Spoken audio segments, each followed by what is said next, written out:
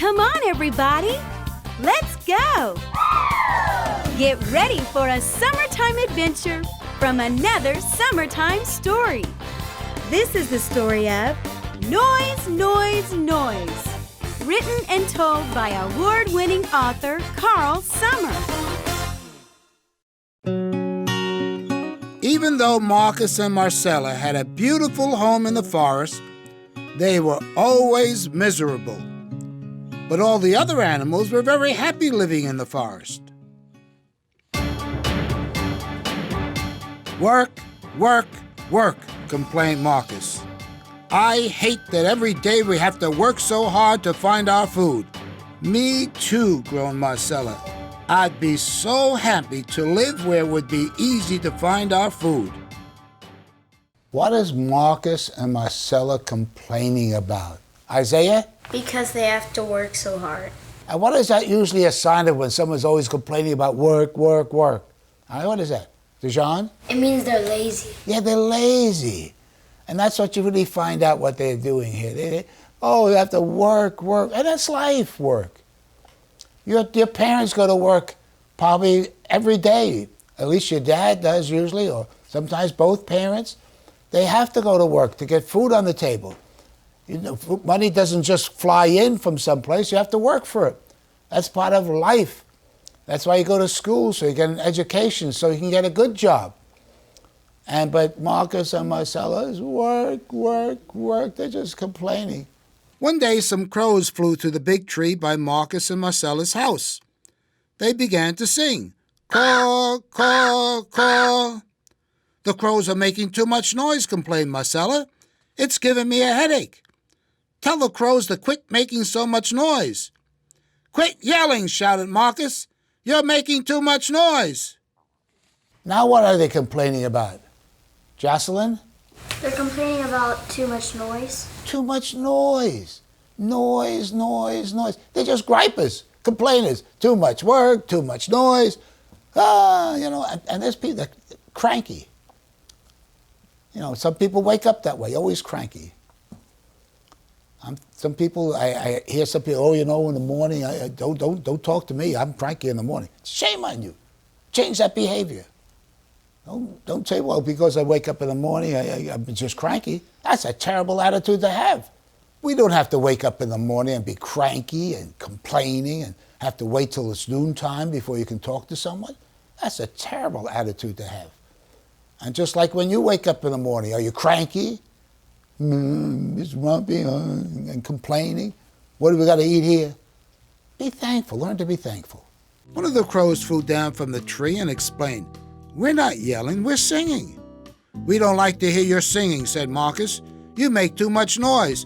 Why don't you go to the farm and sing? We like to sing in this big tree, explained the crow. Why don't you go to the farm if you don't like our singing? Then the happy crows began to sing. Caw, caw, caw. Noise, noise, noise, complained Marcella.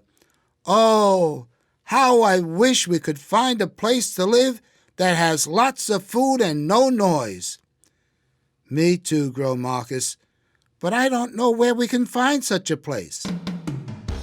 Then two beavers began chopping down a tree. Chop, chop, chop, went the busy beavers.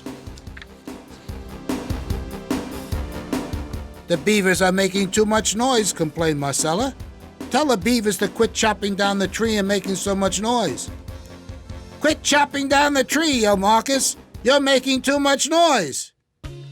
Papa Beaver walked over and said, We need to cut down trees to build a house for our family. Why do beavers chop down trees? Claire? To make homes for themselves? Yes, to make homes for themselves. And they live in the water. And they build a nest there, and they block up rivers. So beavers, it's natural for them to cut down trees. But Marcus and Marcella, they're just complaining, noise, noise, noise. Papa Beaver immediately went back to work. Chop, chop, chop, went the busy beavers. Noise, noise, noise, complained Marcella. I wish we could find a place to live without so much noise. It surely would be good to find a quiet place to live, said Marcus. Oh, sighed Marcella, that would be so wonderful. Then I'd be the happiest mouse in the whole world. Then some chipmunks came to play tag by their favorite log. Chip, chip, chip, yelled the happy chipmunks as they ran and jumped all over the log. The chipmunks are making too much noise, complained Marcella. Tell them to stop making so much noise. Quit yelling, screamed Marcus. You're making too much noise. We're not yelling, said the happy chipmunks. We're playing tag. My head, groaned Marcella. All this noise is giving me a headache. I hate this noise too, said Marcus. If only we could find a quiet place to live that has lots of food. Oh, said Marcella, that would be so, so wonderful. What do we find out about Marcus and Marcella? Yes, Noah? They're complaining about all the noise. Marcus and Marcella are complaining about the noise. Now, these chipmunks are small, and they don't make a loud noise. And they're just really complaining. Now, they're happy. They're playing. They're just like two old grumps. And I lived in New York City, and there was no grass in our street. It was solid. We had a stoop, which is like steps. Then there was a sidewalk and a gutter, and across the street was the same thing, sidewalk, stoops, and houses solidly lined up. That's how I grew up my youth. We would play against the stoop and play stoop ball. We would play in the streets. We'd play box ball. And there's some grumpy old landlord say, get over here. Stop, don't play here. Don't play over here.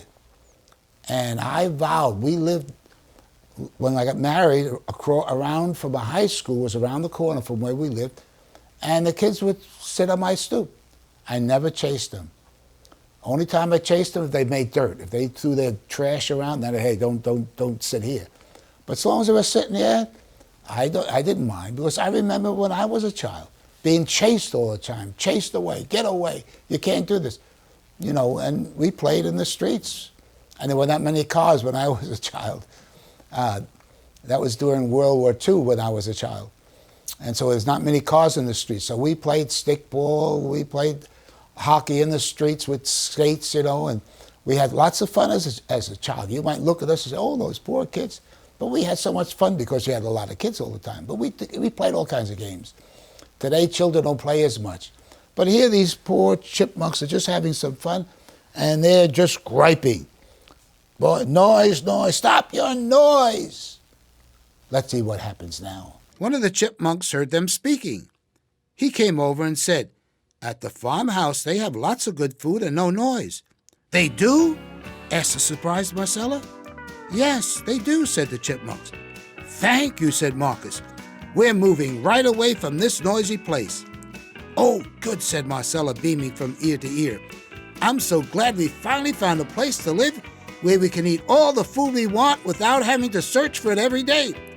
And no noise, added Marcus.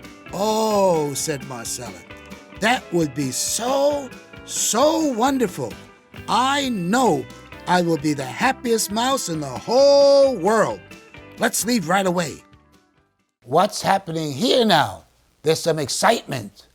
All right, Andrew? They finally found a place to live. They finally found a place to live. It's their dream world. No noise, lots of food. There couldn't be anything any better. Let's leave right away. And that's what you call sometimes a snap decision. They don't think anymore. They hear something, they act right away. But a wise person thinks. Just like you want to do something, you want to maybe something major. Ask your parents, what do you think about this? What do you think? And you think about the matter. You don't make a snap decision right away. Yep, that's what I want. Oh, that's what I want to do. I know that's the best thing in the whole world for me. But a wise person will first think and maybe ask. And particularly people who you have confidence in, like your your parents, particularly your parents. And when you're older, maybe your grandparents when you're older. Just think, ask people about their opinion. Let's see what happens now. Marcus called the beavers and the crows to tell them what was happening. We've got good news. We're so excited that we have found a place to live where there's lots of good food to eat and no noise. We're moving there today. Now you can make all the noise you want. Why are you moving? Asked Papa Beaver. Here in the forest you have a nice home and always enough food to eat. You need to appreciate what you have. We hate searching for food every day, complained Marcus. It's too much work. Marcella put her hands to her ears and said, and all the noise in the forest gives me a headache. We're moving today. What did Papa Beaver tell Marcus and Marcella? Mercy? That they should appreciate for what they have. Yes. Learn to appreciate what you have. And you too. Many boys and girls don't appreciate what they have, the home they have, the parents they have. I'll just tell you a little bit. When I was a child, all right, we had no wash machine in the house. My mother used a scrub board and washed the clothes. And then they put it into clean water. Then she would wring the clothes by hand. Then you put it out in the wash line, okay? And I used to have to, if the wash line would break, I'd have to go outside and fix it, all right? We had no automatic dishwasher. My mother washed the dishes, and my sister and I, we dried them. We were the drying machine. We would dry the clothes. We had no television, it wasn't even around. All right, had no telephone in the house. My father never had a car, all right? And it got very hot in the summers in New York City, and it would get up in the 90s like here in Houston, Texas. It would get hot and humid. We had no air conditioning. We just opened up the windows, had the fans blow. It was hot. And at nighttime, we only heated up the kitchen and the front room. We heated our house with coal. And I had to go down in the basement and get the coal up and had to go out and collect wood from the stores. We didn't have no forest, remember? Everything was concrete by us. So I had to go to grocery stores and I would chop up the wood, all right, so we could start a coal fire. You keep that going, you know, and that's the way I lived up, you know. And now you have air conditioning down here, particularly in the South. Everybody has air conditioning. We work in air conditioning. The cars are air conditioning. You have telephones. You have all kinds of phones. Kids carry phones. I never had a phone. We didn't even have a phone in the house. And a lot of times some kids, they gripe, you know, for this little thing, you know. I want this, I want that. I want a television in my room. And some parents won't let their children have a television in their room. My other friends have, no. I would never let my children have television in their room because there's so much trash on the television. And you have to watch with the internet, with the iPad, because there's a lot of trash on there. And some kids, they cry, oh, I have to suffer so much. Oh, my kids can have this. Oh, my kid, come on. Stop griping so much. And stop trying to be like other kids.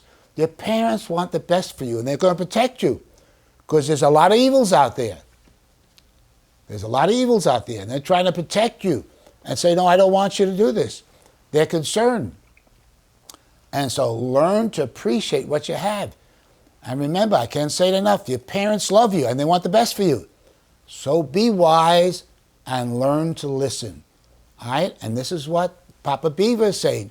You need to appreciate what you have. You got a beautiful home. You got plenty of food here. But the noise. And we have to work for the food. Let's see what happens. Living on the farm can be very dangerous, warned Mama Beaver. If the farmer, thank you for your advice, said Marcella. She did not want to hear what Mama Beaver had to say. Then Marcella said, we know that if the farm has no noise and lots of food, we'll be the happiest mice in the whole world. That's right, said Marcus. We're moving today. Mama Beaver is giving advice to Marcus and Marcella. And what do? Kylie? They ignore her. They ignore. They shut her off. Let me say something very, very important, okay? This is very important what I'm going to say here. Learn to listen to advice. I can't stress that. I started this business in December of '86. Not this business, but my machining company. We're the largest today in North America, all right? And one of the keys, these books have won now over 60 awards with the DVDs and the read-alongs with them. Not over 60, exactly 60 awards. Why? Not because I'm so smart. I'm constantly looking for advice. I want my books corrected. I send it out, my books. I pay money, my company does, to get it corrected. I want a lot of correction. I'm looking for it. I read books to learn how to become successful. And what am I doing here? I'm trying to pass these things that I've learned to you so you can become successful. And one of the keys is to have a listening ear, to listen. But so many boys and girls, they stuff their ears, they put, I'm going to do what I want to do. Just like when Mama Beaver was talking to them and trying to warn them about the farm. Now, they ignored us. Thank you. I'm not listening. They didn't say that. I'm not listening. But that's it. Don't bother me. I don't want to hear anything else. I know that this is the best place for me to be. Period. Well, that's a foolish decision not to have open ears for advice. And just like your parents, they're going to give you lots of advice, and you're not going to like it. But if you're smart, you're going to listen. And one of the things, I'll just share this a little bit now, for when you get older, when you start dating. They're going to say, oh, I don't know about that fella or that girl that you want to date. They're going to be very much concerned about. Listen to them, whatever you do. Learn to listen and take advice. And that's why you read books. And another very good source of learning about others is biographies and history. History is just one gigantic biography of the past. And you can learn a lot from history. That's why you take history in school. Learn from that. And learn some of the secrets that some countries have failed and some have become successful. So learn to have listening ears and be willing to take correction. But Marcus and Marcella, no, we don't want. Don't bother me. Don't bother us, please. As they began packing, Marcella said, since we're going to such a nice house to live, we don't have to take so much with us. That's right, said Marcus. We'll just pack a few things. I'm so glad we don't have to live any longer in this noisy place. I'm so happy too, said Marcella, beaming from ear to ear. I can't wait until we get there. Let's hurry up and pack. Okay, said Marcus. As they were walking to their new home, Marcella said, I'm so happy. Soon we'll have lots of good food to eat and no noise. And no more searching for food, said Marcus. That's right, said Marcella. This is going to be so wonderful. I want you to look carefully on this picture. Look at their big smiles. This is probably the happiest day of their life. They just, this is so wonderful. But now watch what's going to happen to them. When they came over the hill, Marcella's eyes lit up. Look, she said, I see the farm. Oh, good, exclaimed Marcus. Then he suddenly stopped. Shh, he whispered. I think I hear someone talking. Marcella turned around and saw the farmer and his wife. Run as fast as you can to the shed, she said softly. We mustn't let them see us. They made a quick dash for the shed. They slid under the shed door and hid. Whew, said Marcella, shaking all over. That sure was scary. It sure was, stuttered Marcus. They waited until the farmer and his wife left. How can we get into the house, wondered Marcella. The door's locked. Marcus peeked out from under the shed door and said, I see an open window. Let's run to the house and jump onto the windowsill, said Marcella. Great idea, said Marcus. Marcella ran and jumped onto the windowsill. Marcus followed. Marcus and Marcella jumped off the windowsill and onto the table. Wow, shouted Marcus. Look at all this food! What are we waiting for, said Marcella. Immediately they began munching on the delicious food. Marcus and Marcella ate and ate and ate. They filled their tummies until they could hold no more. Said Marcus, rubbing his tummy. I never ate such delicious food in all my life. Now we can eat all we want without even searching for it. And no noise, said Marcella. This is so wonderful. It can't get any better. I'm the happiest mouse in the whole world. How happy are these two mice now? Mercy? Like the happiest mice in the whole world. They're the happiest in the whole world. You can't get any better. No noise, lots of food. They don't have to work. They fill their tummies up. This is so wonderful. Let's see now what's going to happen to them. Just then the door opened. The farmer and his wife walked into the house. Quick, screamed Marcella. Run as fast as you can and hide. They jumped off the table and ran. Look, yelled the farmer's wife. A mouse! Quick, get a broom! The farmer grabbed the broom and chased Marcus. Hurry, screamed the farmer's wife. Get that mouse! Marcus ran and hid under a rag. We must catch that mouse, said the farmer's wife. I will not have a mouse in my house. While the farmer and his wife were searching for Marcus, Marcella quickly hopped onto the windowsill and jumped out. Marcella dashed to the shed. The farmer kept searching for Marcus. When he picked up the rag, Marcus jumped up and ran. Get him, screamed the farmer's wife. Get him! The farmer chased Marcus into the corner of the room. Wham! Went the broom. The broom just missed Marcus. He dashed to the window and jumped out. Then he ran as fast as he could to the shed.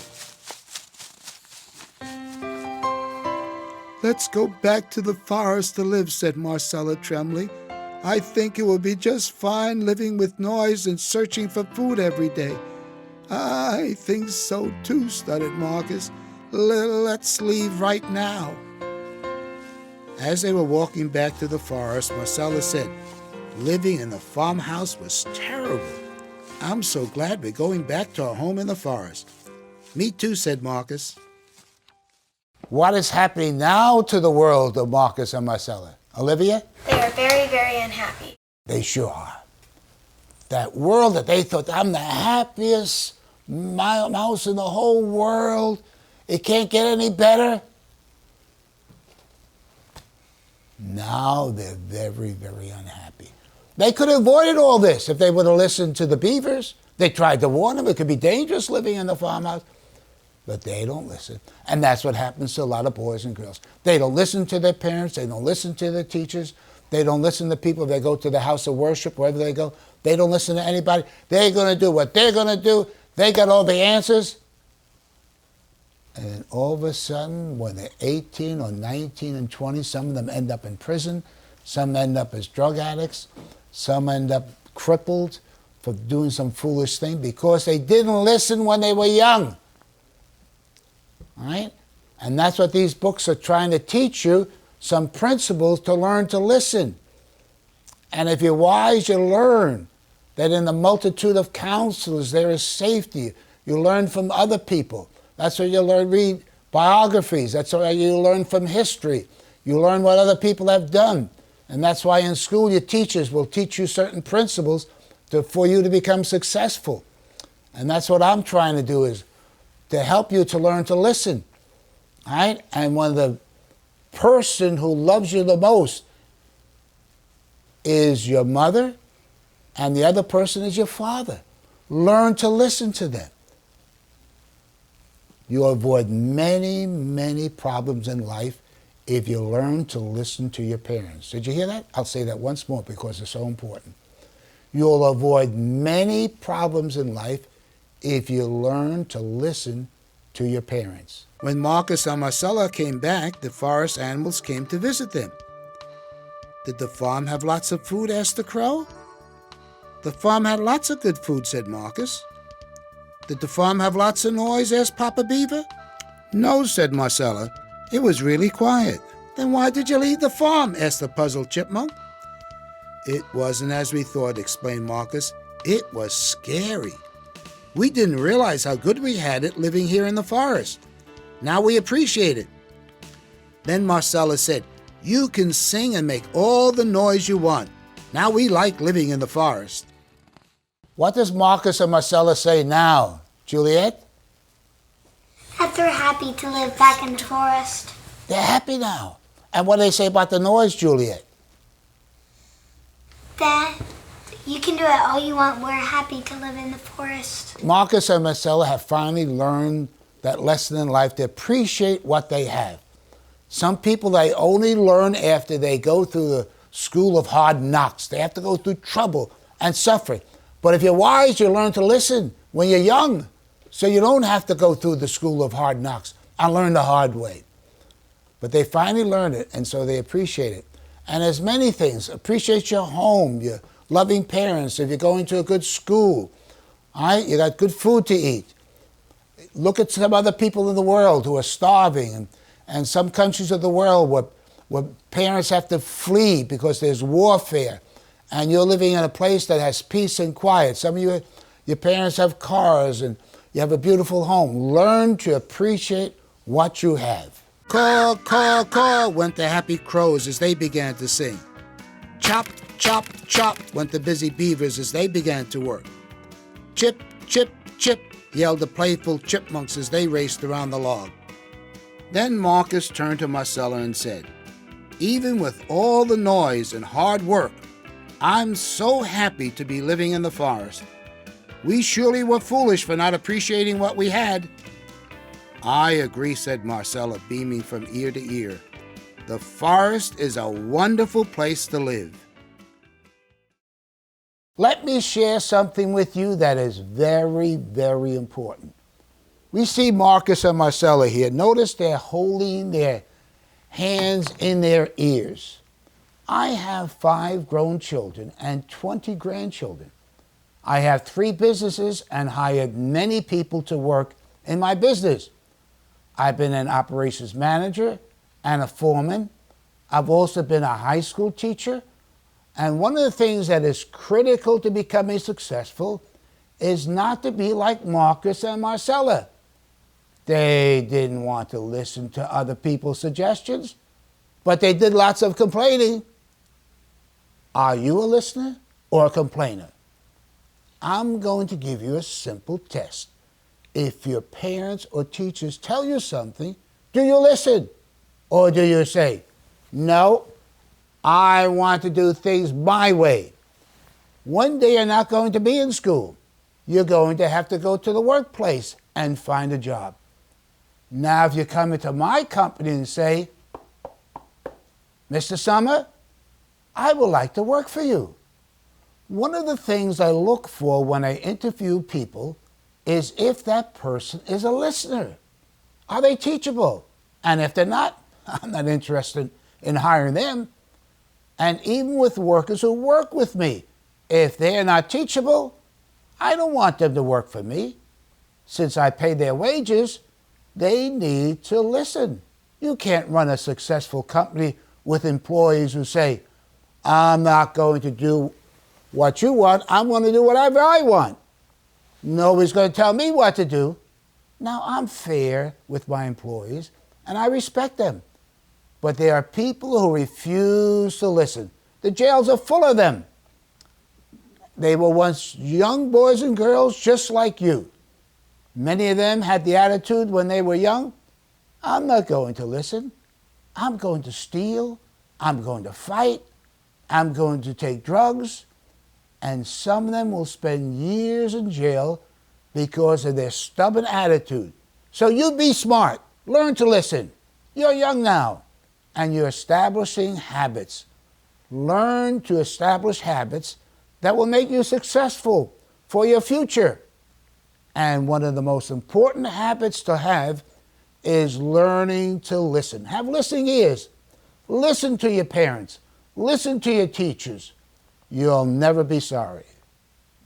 And now, an award-winning song from Character Kids.